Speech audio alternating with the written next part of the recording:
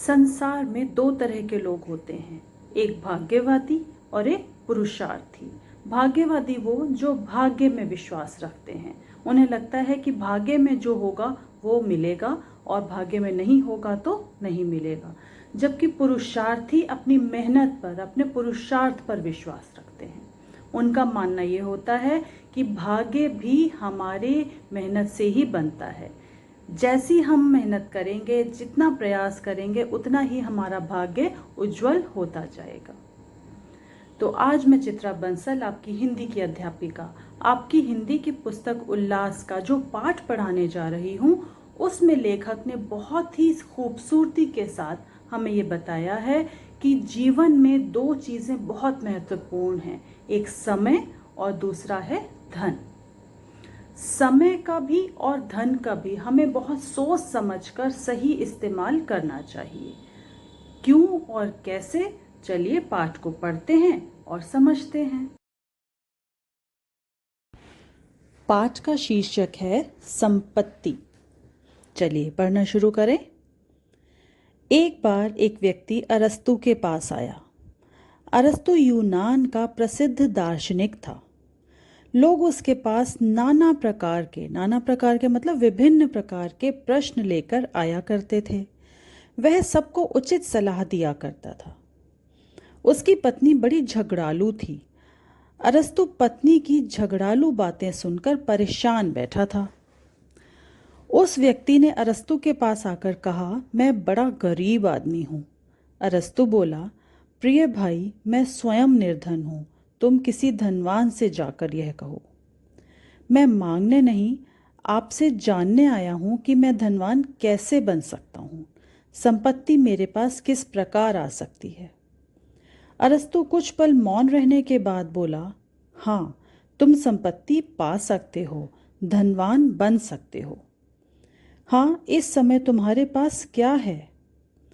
कुछ भी नहीं, केवल तन पर यही कपड़े हैं। ऐसा करो, तब किसी से 4 आने उधार लेकर फल बेचना शुरू करो।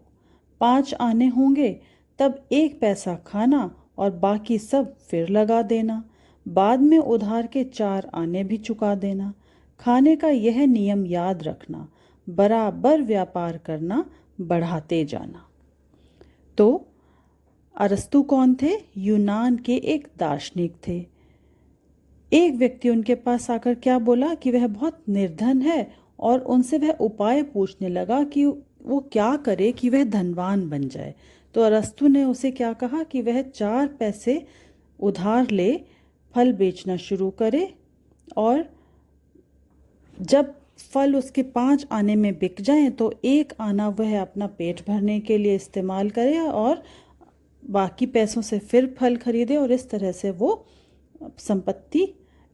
से वो धन अर्जित कर सकता है। वह व्यक्ति मान गया। उसने अरस्तु की बात पर अमल किया। पहले फुटपाथ पर टोकरी रख फल बेचे। 1 आना मुनाफे में से केवल 1 पैसे में गुजारा करता। 3-4 माह बाद ठेला लगा लिया। वर्ष भर बाद दुकान कर ली। कुछ वर्ष बाद फलों का बड़ा व्यापारी हो गया। जब पैसा हो गया तो और भी व्यवसाय शुरू कर दिए। इस प्रकार वह संपत्तिशाली हो गया। उसकी इच्छा पूरी हो गई। तो उसकी इच्छा पूरी कैसे हुई? केवल अरस्तु की बात सुनने से नहीं, बल्कि उनकी बातों पर अमल करने से और मेहनत करने से। इसी प्रकार एक युवक बहुत भूखा था। वह एक सेठ के पास गया, उससे काम मांगा। सेठ के घर में एक मरा हुआ चूहा था। बोला, उसे उठाकर ले जा, अपना रोजगार शुरू कर, सेठ बन जा। वह युवक मरा चूहा लेकर चल पड़ा। बात व्यंग्य में कही गई थी, पर उसे चुभ गई। वह चूहा लेकर बाजार में आया। बाजार में एक सपेरा खेल दिखला रहा था। सपेरा जो सांप का खेल दिखाता है, बीन बजाता है और सांप नाचता है उस बीन की आवाज़ सुनकर।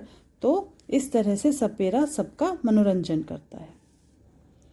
उसके पास एक बड़ा सा काला नाग था। युवक रुक गया। मदारी ने खेल दिखलाने के बाद उस युवक के हाथ में चूहा देखा तो बोला, मेरा सांप भूखा है, चूहा दे दो, मैं इसे बेचने निकला हूँ। मदारी हंसकर बोला, क्या लेगा इसका मोल? तू क्या देगा?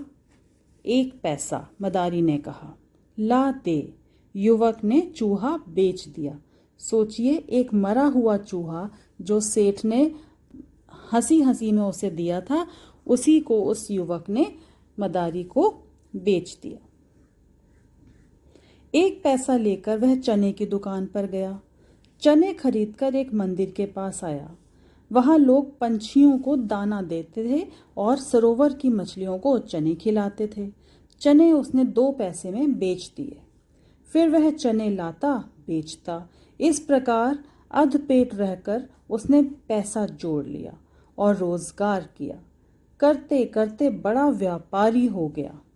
तब एक दिन वह सोने का चूहा बनवाकर उस सेठ के पास आया जिसने उसे मरा हुआ चूहा दिया था। बोला, आपका मरा चूहा बेचकर मैं सेठ बन गया। आपकी उधार दी हुई चीज मैं ब्याज के साथ देने आया हूँ।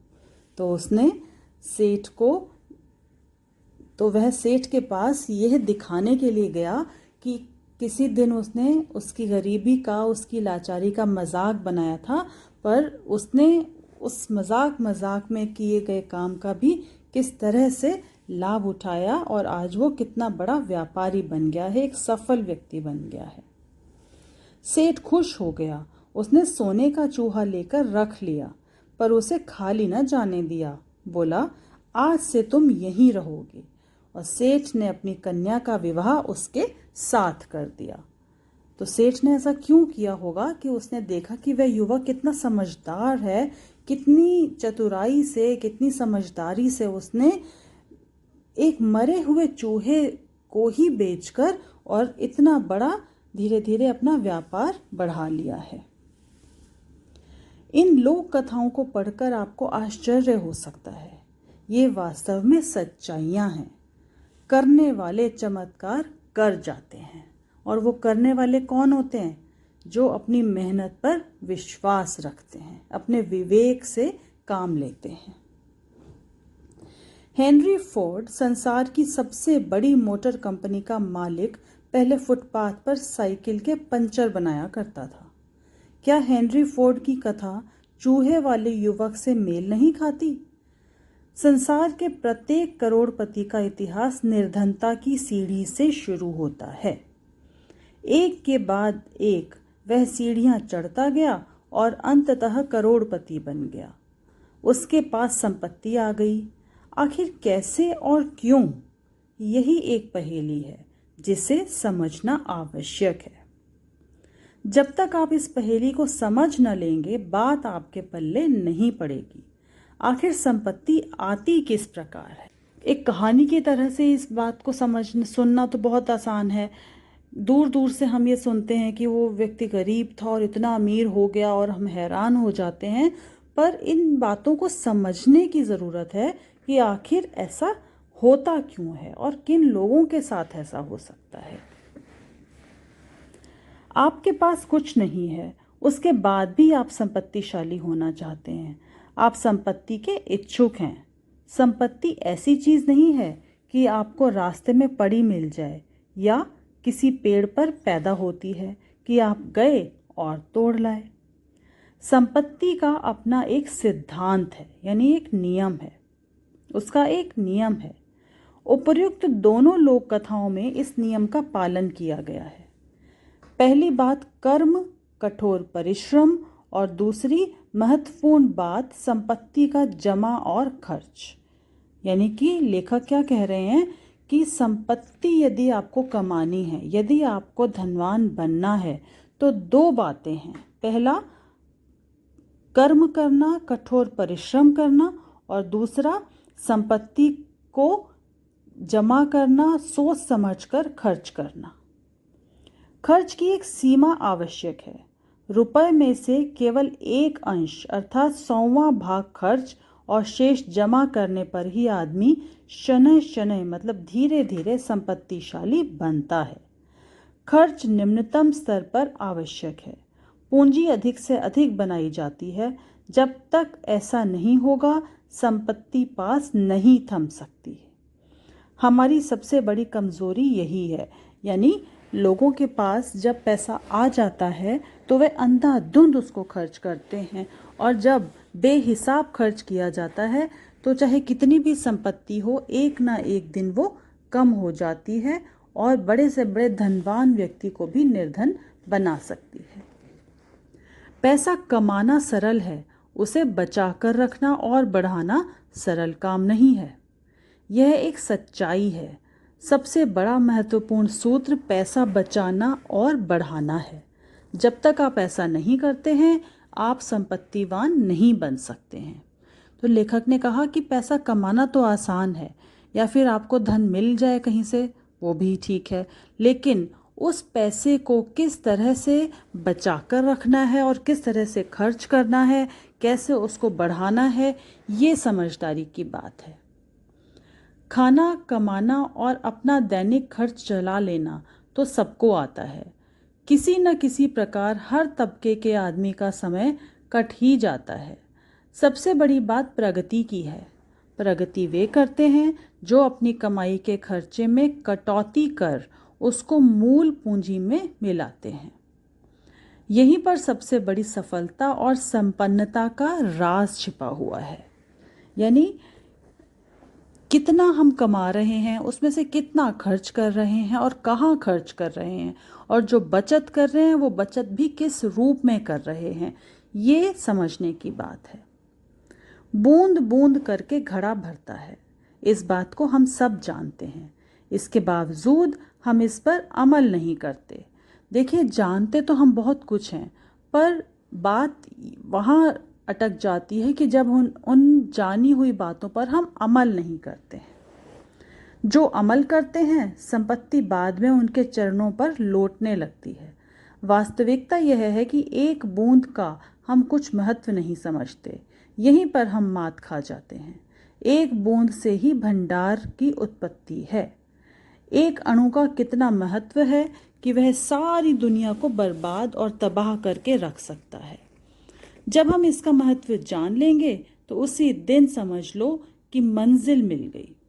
हम अपने जीवन में यही तो गलती करते हैं कि छोटी छोटी बातों को कोई भी महत्व नहीं देते हैं, जबकि मनुष्य की प्रत्येक सफलता का रहस्य उन्हीं छोटी छोटी बातों में छिपा रहता है। देखिए, चाहे वो समस्या हो या समाधान, दोनों शुरुआत दोनों की छोटे से ही होती है। छोटे छोटे स्तर पर जब प्रदूषण बढ़ता गया, तो आज वो ग्लोबल वार्मिंग का रूप उसने ले लिया। इसी तरह से चाहे वो संपन्नता हो, खुशियां हो, छोटी छोटी खुशियां मिलकर ही बड़ी खुशी बनती है। इसी तरह से छोटी छोटी बचत करके ही हम संपत्तिवान या संपन्न बन सकते हैं। वास्तविकता यही है। अपनी बुद्धि के फेर में पड़कर हम बड़ी बड़ी योजनाओं की ओर भागते हैं और हमेशा लंबे चौड़े ख्यालात में डूबते हैं। नतीजा, हम कुछ नहीं कर पाते, जबकि छोटी छोटी बातों पर अमल करने वाला कहाँ से कहाँ तक पहुँच जाता है। यानी बड़ी सफलताएं एकदम से हाथ नहीं लगती, उसके लिए छोटे छोटे काम करने पड़ते हैं। ज़रूरी नहीं है कि एकदम बहुत बड़ा सोचें और बहुत बड़ी छलांग लगाएं। एक एक कदम करके हम अपनी मंजिल की ओर बढ़ सकते हैं। कछुए खरगोश की दौड़ की कथा सब कछुए और खरगोश की दौड़ की कथा सबको मालूम है। तेज दौड़ने वाला खरगोश धीमे चलने वाले कछुए से हार गया। खरगोश लंबी लंबी छलांगे मारता था, कछुआ एक एक इंच छोटा छोटा रास्ता पार करता लगातार चलता गया। खरगोश अपनी छलांगों के विश्वास पर सो गया सो हार गया। यानी खरगोश और कछुए की ये कहानी है कि एक बार जब दोनों में मुकाबला हुआ कि कौन पहले उस मंजिल तक पहुंचेगा, तो खरगोश तो उछलता कूदता आगे निकल गया और उसे लगा कि कछुआ तो इतनी धीरे धीरे आ रहा है और मैं तो बहुत आगे निकल गया हूँ, तो वो सो गया। और कछुआ धीमी गति से चलता चलता चलता चलता अपनी मंजिल पर पहुँच गया, और जब खरगोश की आँख खुली तो वह हार चुका था। यह कथा बड़ा महत्व रखती है। छोटे छोटे काम करिए, लगातार करिए, आप अपनी मंजिल पा लेंगे। कितनी महत्वपूर्ण बात और कितनी सरलता से लेखक ने बताई कि छोटे छोटे काम बेशक करिए पर लगातार करते रहिए, रुकना नहीं है। जब हम लगातार नियम से कोई काम करते हैं तो उसमें सफलता अवश्य मिलती है। हमारी सबसे बड़ी कमजोरी हम स्वयं हैं। आमदनी के अनुपात में हमारा खर्च का बजट पहले ही बना होता है। इधर पैसा आया उधर गया, हम ठन ठन गोपाल, मतलब हमारे हाथ खाली के खाली रह जाते हैं। यही दशा बढ़ने नहीं देती। आप संपत्ति प्राप्त करना चाहते हैं तो कुछ न कुछ कुर्बानी करनी पड़ेगी। संसार की कोई भी वस्तु बिना कुर्बानी के नहीं मिल सकती। कुछ पाने के लिए कुछ खोना भी पड़ता है। जब तक आप ऐसा नहीं करेंगे आप कुछ पा नहीं सकते। पाना है तो पहले खोने के लिए, कुर्बानी करने के लिए तैयार हो जाएं। कुछ दुख उठाने का साहस करें। यानी कि चाहे आप किसी भी क्षेत्र में सफल होना चाहते हैं, जो भी आप प्राप्त करना चाहते हैं, तो उसके लिए कुर्बानी या संघर्ष या प्रयास तो करना ही पड़ता है। तो यहाँ पर लेखक संपत्ति की बात कर रहे हैं। तो यदि जितना हम कमा रहे हैं, एक हाथ से कमा रहे हैं और दूसरे हाथ से खर्च करते जा रहे हैं, तो हमारे पास तो कुछ भी नहीं रहेगा। अगर हम अपने विषम परिस्थितियों का सामना करने के लिए या अपने जीवन को सुरक्षित बनाने के लिए कुछ बचत करेंगे, संपत्ति का संचय कर पाएंगे। जब तक आप दुख के दौर से नहीं गुजरेंगे तब तक आप सुख नहीं पा सके। यानी कुर्बानी करना, मान लीजिए दुख है, और उस कुर्बानी के बाद मिलने वाली सफलता ही सुख है। प्रसिद्ध दार्शनिक प्रोफेसर रॉबर्ट हुबर्ट का कहना है, दुख का रास्ता पकड़ो, एक ना एक दिन आखिरी सिरे पर खड़ा सुख तुम्हें अपनी बाहों में भर लेगा। बात ठीक है, दुख की आखिरी मंजिल पर सुख खड़ा रहता है और वह आपके इंतजार में रहता है। जब तक आप दुख को गले न लगाएं तो सुख आएगा ही नहीं। सुख कहता है पहले मेरे भाई से मिलो, उसके बाद मैं तुम्हें गले लगाऊंगा।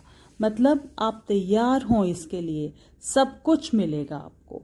यानी जो दुखों को, परेशानियों को, विपत्तियों को गले लगाने को तैयार रहते हैं, तो सुख उन्हें गले लगाने के लिए तैयार रहता है।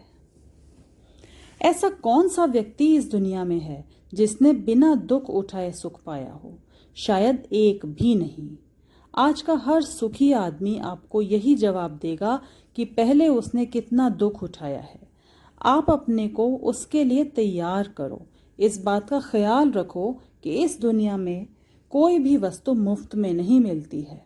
उसके लिए कुछ ना कुछ अवश्य करना पड़ता है। तब आपको संपत्ति कैसे मिल सकती है? आप स्वयं इस पर सोचिए। दुख उठाने के लिए तैयार हो जाएं। यानी लेखक हमें इस बात के लिए तैयार कर रहे हैं कि बिना दुख उठाए सुख नहीं मिलता, बिना मेहनत किए सफलता नहीं मिलती, और बिना कष्ट सहे आप अपनी मंजिल पर या जो आपकी इच्छाएं हैं उनको पूरा नहीं कर सकते। संपत्ति संपत्ति को खींचती है। कहावत है, पैसा पैसे को खींचता है। आप पैसा जुटाएं, फिर उससे और पैसा खींचें। इस प्रकार आप संपत्ति प्राप्त कर सकते हैं। मनुष्य जब पैदा होता है तो उसके तन पर कुछ भी नहीं होता, वह एकदम नंगा होता है, अर्थात वह कुछ भी लेकर नहीं आता। यही तो प्रकृति का चमत्कार है। वह कहती है अपने कर्म के अनुसार अपना जीवन बिताओ। संसार में सब कुछ है पर कर्महीन पुरुष नहीं पाते हैं। यानी कि जिन्हें कर्म ही करना नहीं आता, जिन्हें मेहनत ही करनी नहीं आती, वे कुछ नहीं पा सकते। संसार में बहुत कुछ है, बहुत सुख वैभव बिखरा हुआ है, पर वो किसके लिए है? वो कर्मठ लोगों के लिए है, जिन्हें कर्म करना आता है, मेहनत करनी आती है। जो कर्म करते हैं वही पाते हैं। आप संपत्ति के इच्छुक हैं? ईमानदारी की बात तो यह है कि यह एकदम सरल काम है। आप मनचाही संपत्तियां पा सकते हैं। इस समय आपके पास कुछ भी नहीं है, फिर भी आप सब कुछ पा सकते हैं। उसके लिए कुछ ना कुछ कुर्बानी करनी होगी, दुख उठाने होंगे।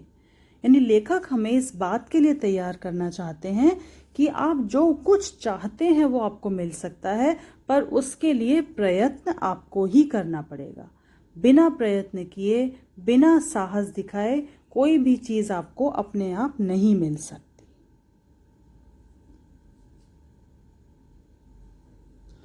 सबसे पहले आपको दृढ़ निश्चय करना होगा कि आप शक्तिशाली बनकर रहेंगे, कि आप संपत्तिशाली बनकर रहेंगे। इसके लिए कुछ योजना बनाइए। अपनी पूंजी और कार्य क्षमता के अनुसार अपने अनावश्यक खर्च कम से कम न्यूनतम कर दीजिए। फिर जी जान से लग जाइए। यहाँ पर मैं अपने एक मित्र का उदाहरण देता हूँ। एक दिन उसने संकल्प के साथ सिगरेट पीना बंद किया। जितना पैसा वह प्रतिदिन सिगरेट पर खर्च करता था वह एक डिब्बे में डालता गया, यह समझकर कि सिगरेट में लग गया। 1 वर्ष तक ऐसा करने पर उसने डिब्बा खोला और उस पैसे से परचून की एक दुकान कर ली। व्यापार में लग गया। आज उसके पास कई मकान हैं, कारें हैं। तब वह समझा कि धुएं में उड़ा दी जाने वाली रकम भी अपना कितना महत्व रखती है।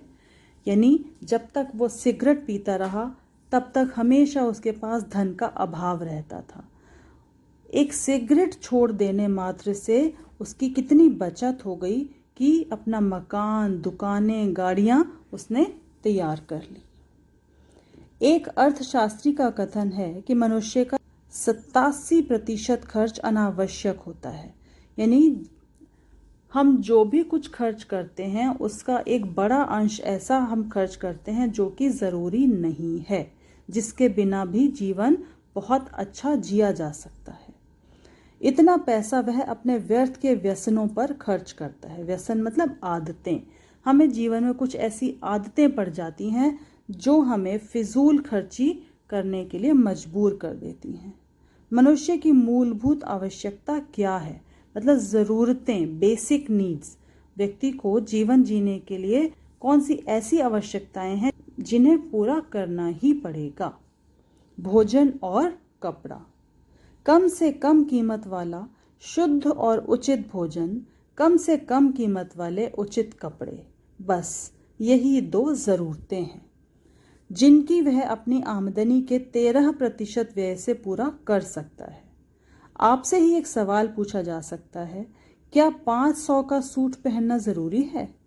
50 रुपए के सूट में आपका काम नहीं चल सकता?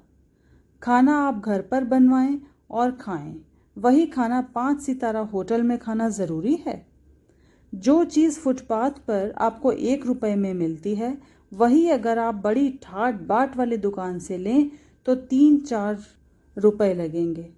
क्या ज़रूरी है वहीं से खरीदें? फुटपाथ पर खरीदने में क्या आपको शर्म आती है? सबसे पहले आप अपने खर्च यथासंभव सीमित कर दें। तो इन पंक्तियों में लेखक ने हमें कम से कम खर्च में अपनी ज़रूरतों को पूरा करना सिखाया है। वो कह रहे हैं कि केवल दिखावे के लिए एक वस्तु के लिए अधिक खर्च करना मूर्खता है। उन लेखक के हिसाब से जो वस्तु हमें सस्ते में मिल सकती है उसके लिए अनावश्यक रूप से अधिक खर्च करना तो मूर्खता है। कष्ट होगा, दुख होगा, आपको अपनी इंद्रियों का दमन करना पड़ेगा, ठीक है। भविष्य में सुख पाने के लिए आपको यह तो करना ही होगा। इस प्रकार आप अपनी जमा पूंजी बढ़ाएं। जब वह बढ़ जाए तो फिर उसको उचित कार्य में लगाएं। इस प्रकार आप संपत्तिशाली बन सकते हैं। इसमें समय लगता है, धैर्य की आवश्यकता होती है। यानी ये काम कोई जल्दी में नहीं हो जाता, इसमें सालों साल लग सकते हैं, तो इसलिए धैर्य रखना पड़ता है। इस बात का हमेशा ध्यान रखिए, धैर्य और संयम से अपना काम बराबर करते जाइए। ये धैर्य और संयम, ये दोनों शब्द आपको रेखांकित कर लेने चाहिए, अंडरलाइन कर लेने चाहिए कि जीवन में यदि हम सफलता प्राप्त करना चाहते हैं तो हमें धैर्य और संयम से काम लेना चाहिए। आपको सफलता मिलकर रहेगी। पूरी आशा और विश्वास के साथ लगातार कर्म करते रहें। अपना अधिक से अधिक समय लगाएं। इस प्रकार आप अपनी इच्छा पूर्ति कर सकते हैं। इसमें आपको थोड़ी समझदारी से काम लेना होगा। आप ज़रूर मैदान फतह करेंगे, यानी कि ये ज़िंदगी का जो युद्ध है वो ज़रूर जीत जाएंगे। रॉकफेलर से एक बार पूछा गया, आपकी सफलता का रहस्य क्या है? कोई भी काम करने से पहले मैं उस पर खुद अध्ययन कर लेता हूँ। हड़बड़ाहट या शीघ्रता से काम नहीं करता और न ही कोई जोखिम वाला काम करता हूँ। ज़्यादा खतरा मोल नहीं लेता हूँ। पहले हिसाब किताब लगा लेता हूँ कि जोखिम कितना है और इससे लाभ कितना है और हानि कितनी है। सब हिसाब किताब लगाकर ही काम करता हूँ। रॉकफेलर का यह जवाब बड़ा कीमती है, इसको ध्यान में रखिए। कोई भी काम करने से पहले उस पर खूब मनन करिए। मान लीजिए आप अपनी पूंजी की सीमा के अनुसार कोई व्यापार करना चाहते हैं, तो सबसे पहले उस पर विचार करिए, व्यापार का अध्ययन करिए, उस व्यापार की सारी संभावनाओं का पता करिए। इस प्रकार संतुष्ट होने के बाद उसमें हाथ लगाएं। बिना पूर्ण रूप से विचार किए किसी भी काम या व्यापार को शुरू कर देना आप अपने आप को खतरे में डालना है। जोखिम या खतरे, नुकसान की जरा भी संभावना या आशंका हो तो उस काम में हाथ न डालें। जब तक पूर्ण रूप से संतुष्ट न हो जाएं, अपना पैसा न फंसाएं। उतना ही काम करें जितना आपके बूते में है, मतलब जितना आप आसानी से कर सकते हैं। खतरा भी उतना ही मोल लें जितना आप ले सकते हैं। बूते के बाहर की योजना न बनाएं। यानी लेखक ने यहाँ बहुत ही महत्वपूर्ण बात बताई है रॉकफेलर का उदाहरण देकर कि हमें हमेशा पूर्व योजना के साथ कार्य करना चाहिए। उतना ही हमें जोखिम उठाना चाहिए अपनी संपत्ति का या अपने समय का, जितना हम बर्दाश्त कर पाएं। सबसे बड़ी बात यह है कि आप किसी पर निर्भर रहकर किसी कार्य को न करें। यानी किसी के भरोसे से कोई काम शुरू नहीं करना है। कोई व्यापार करना है तो अपने बलबूते पर करना है, अपने बूते पर ही करें। किसी के कंधे पर बैठकर चलने में हमेशा खतरा है। आप लंगड़े हो जाएंगे, वह कभी भी आपको पटक कर चलता बनेगा। इस प्रकार आप फिर कहीं के न रहेंगे। यानी किसी पर भरोसा करके किसी के सहारे से कोई काम शुरू करना या अपना व्यवसाय चलाना यह उचित नहीं है। न जाने कब किसी व्यक्ति का मन बदल जाए या परिस्थितियां बदल जाएं और वो आपका साथ न दे सके, तो आपको आत्मनिर्भर होकर कार्य करना चाहिए। योजना बनाइए, मनन करिए। मनन करिए मतलब सोचिए। कमाया गया पैसा संभालिए।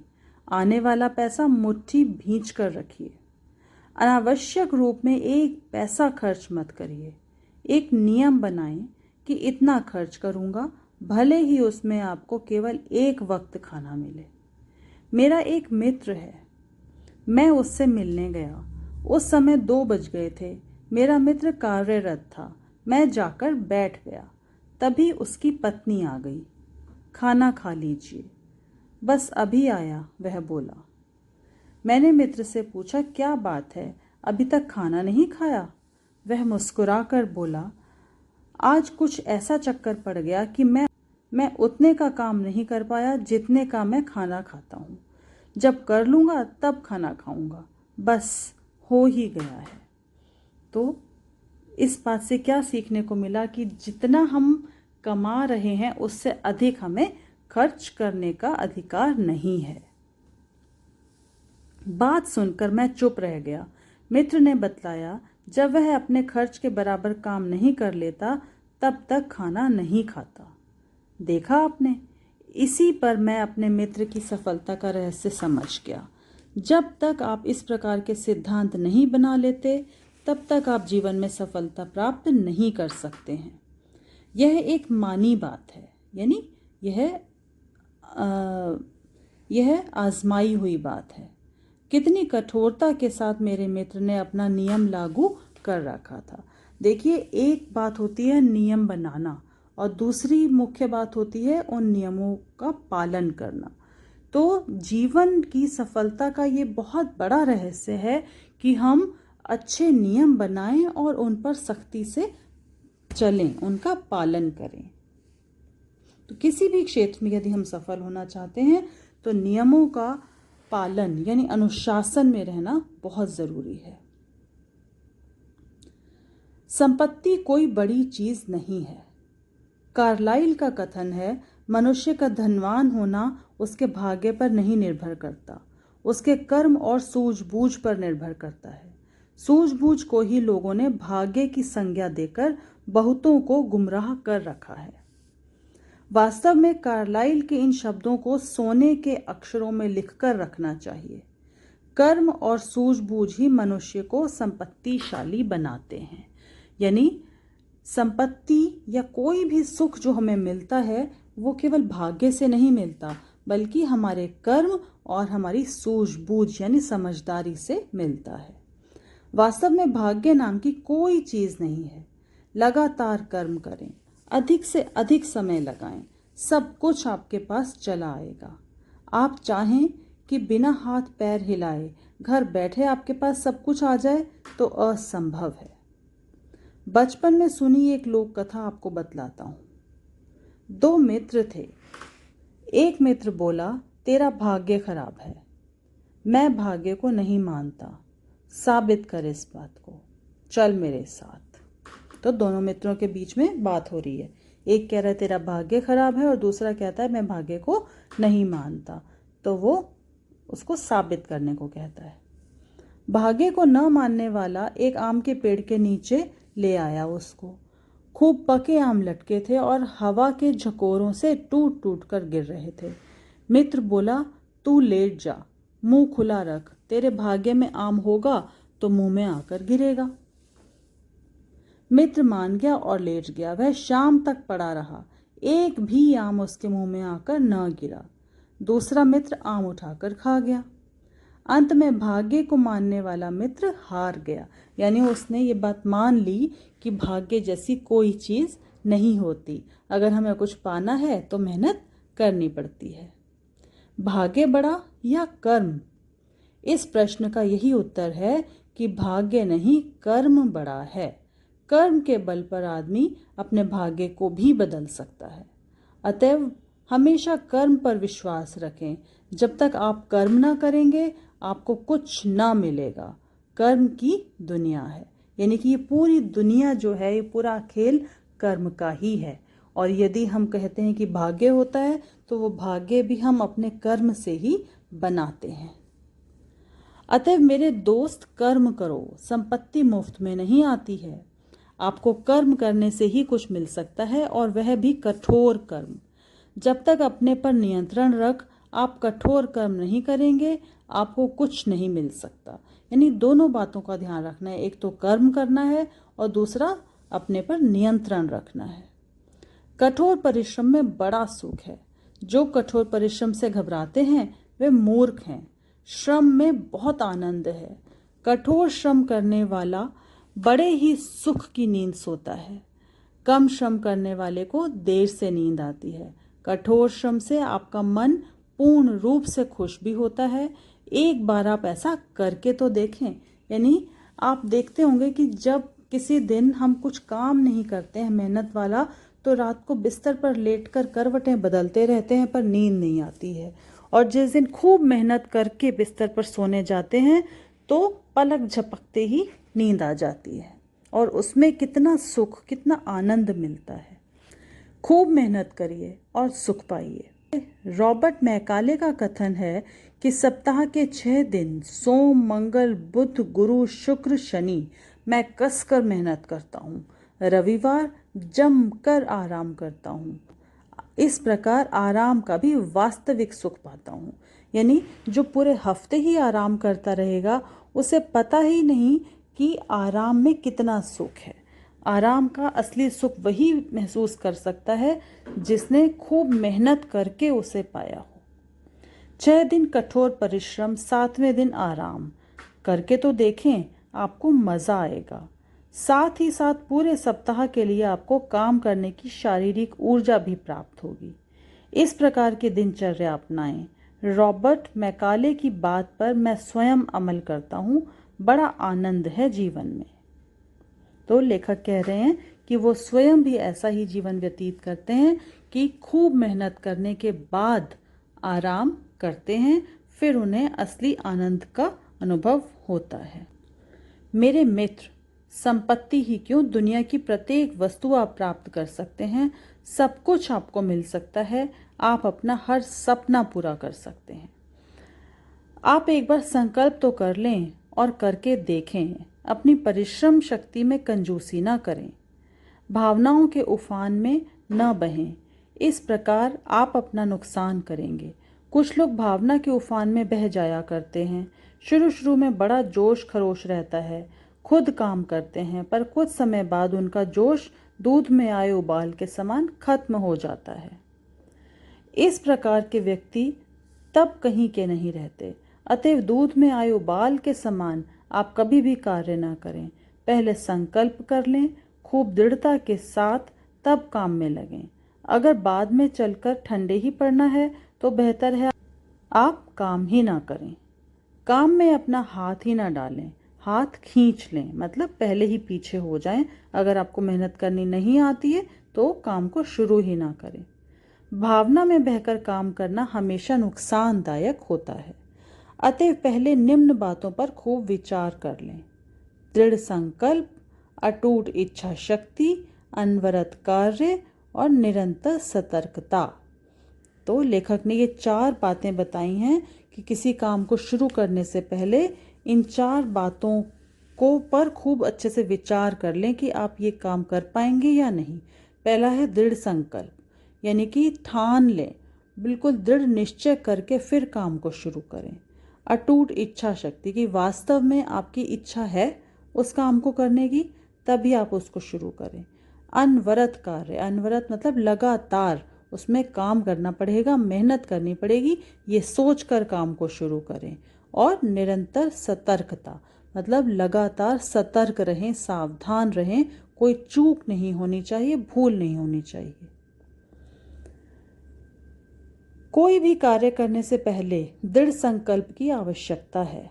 अपने मन को अच्छी तरह ठोक बजाकर देखें, फिर दृढ़ संकल्प कर लें और जब आपको पूरा विश्वास हो जाए तो फिर आगे कदम बढ़ाएं। इसके साथ साथ आप में अटूट इच्छा शक्ति भी आवश्यक है। संपत्ति अर्जन के लिए अटूट इच्छा शक्ति, पैसे से पैसे की हिफाजत और उसको संभाले रखना, संपत्ति की भूख बनाए रखना, निरंतर उस पर ध्यान रखना आवश्यक है। अटूट इच्छा शक्ति के बल पर आपका दृढ़ संकल्प कायम रहेगा। अपने कार्य में अधिक से अधिक समय दें, व्यर्थ समय न गंवाएं। जितना ही ज़्यादा समय आप अपने कार्य में देंगे, उतनी ही शीघ्र आपके कदम सफलता की ओर बढ़ेंगे। आज का कोई भी काम आप कल पर बाकी न रखें, हर दशा में निपटा डालें। मन भावन कार्य आपकी मंजिल सरल बनाएगा। ये बहुत बड़ा और महत्वपूर्ण बिंदु है कि हमें कोई भी कार्य कल पर नहीं टालना चाहिए। जो काम हमने आज के लिए निश्चित किया है, निर्धारित किया है, उसे आज ही करके सोना है। इस बात को गांठ बांध लीजिए। और जो एक छोटी सी बात यदि आप ध्यान में रख लेंगे तो हमेशा आपका काम समय से पूर्ण होगा और धीरे धीरे आप सफलताएं प्राप्त करते जाएंगे। इसके बाद आप निरंतर सतर्कता से काम लें, सावधानी से काम लें। जल्दबाजी में आकर कोई काम ना करें, अनावश्यक पूंजी ना लगाएं। कोई भी कार्य करते समय आप उस पर सोच लें, अच्छी तरह विचार कर लें, इसके बाद निर्णय लें। अपने कार्य में निरंतर सतर्कता बरतें। एक छोटी सी भूल भी आपका बना बनाया खेल बिगाड़ सकती है। अतएव सावधानी बराबर बरतें। तो देखा आपने कि लेखक ने विभिन्न उदाहरण देकर ये बात किस तरह से स्पष्ट कर दी कि परिश्रम ही सफलता की कुंजी है। और साथ में यह बात भी स्पष्ट हो गई कि बूंद बूंद से सागर बनता है। इसीलिए ना तो हमें अपना समय व्यर्थ गंवाना है और ना ही धन को। जो मेहनत से कमाया हुआ धन होता है उसकी कीमत बहुत ज़्यादा होती है। तो मेहनत और ईमानदारी से धन अर्जित कीजिए, अपने समय का सदुपयोग कीजिए और समय और धन का हमेशा सही और सोच समझकर इस्तेमाल कीजिए। फिर जीवन में आपको आगे बढ़ने से कोई नहीं रोक सकता।